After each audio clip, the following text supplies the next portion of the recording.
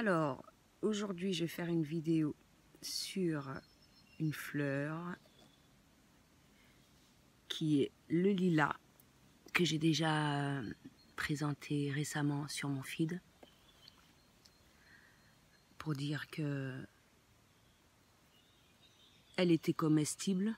Je ne sais pas si j'avais présenté le lilas, mais j'en avais parlé d'autres fleurs. Mais bon, aujourd'hui, je vais parler du lilas.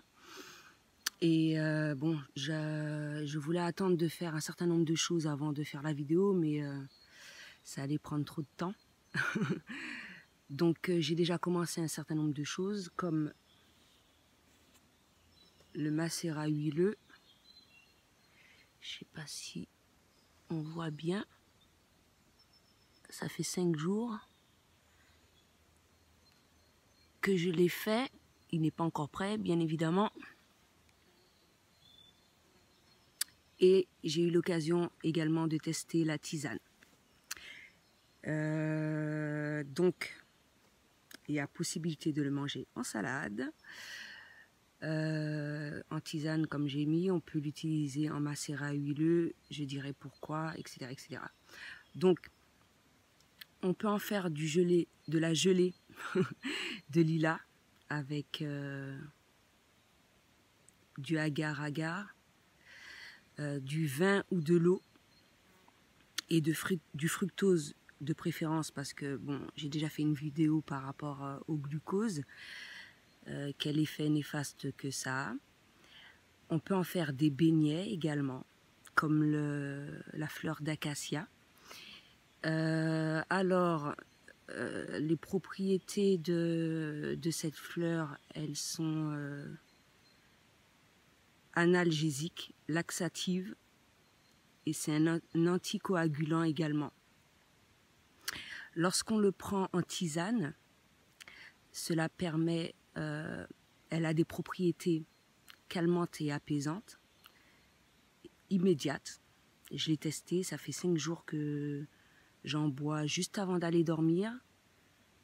On ressent les effets, mais vraiment tout de suite.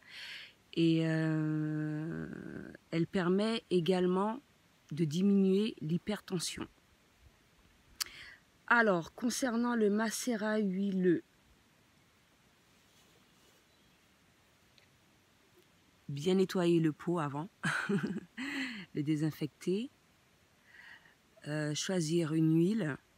Moi, j'ai choisi l'huile de coco, parce qu'on a la possibilité d'utiliser l'huile de pépins de raisin, d'olive, de jojoba, de préférence, et de macadamia, parce que ces huiles-là sont plus stables.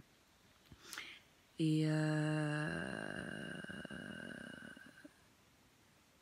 également parce que elles sont plus stables, parce que, comment dirais-je, elles ne vont pas rancir aussi rapidement que certaines huiles. Et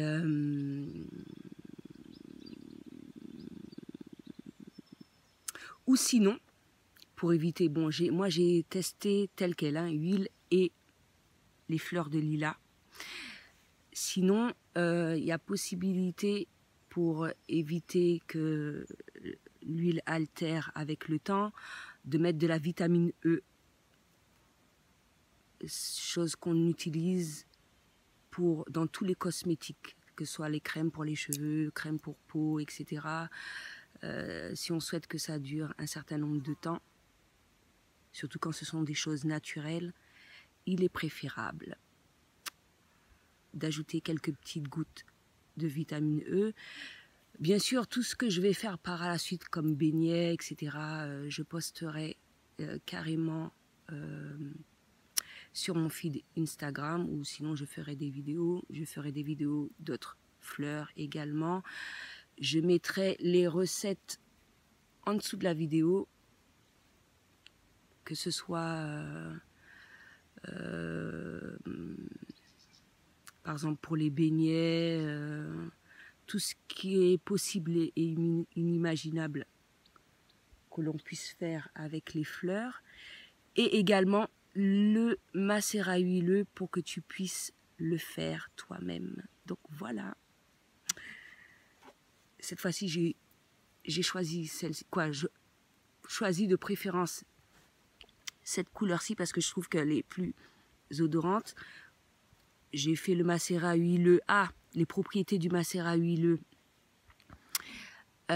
C'est pour les rhumatismes et lorsqu'on a des problèmes aux articulations. Mais je l'ai plus choisi pour l'odeur en fait. Comme je vais tester pas mal de choses, de la même manière que la recette que je vais mettre en dessous de la vidéo, elle est faite avec de l'huile de pépins de raisin. Moi j'ai préféré l'huile de coco parce que pour moi c'est plus agréable à l'odeur. Et je testerai également d'autres choses et je n'hésiterai pas également à le partager. Donc voilà, c'est ce que j'avais à dire pour aujourd'hui. À bientôt.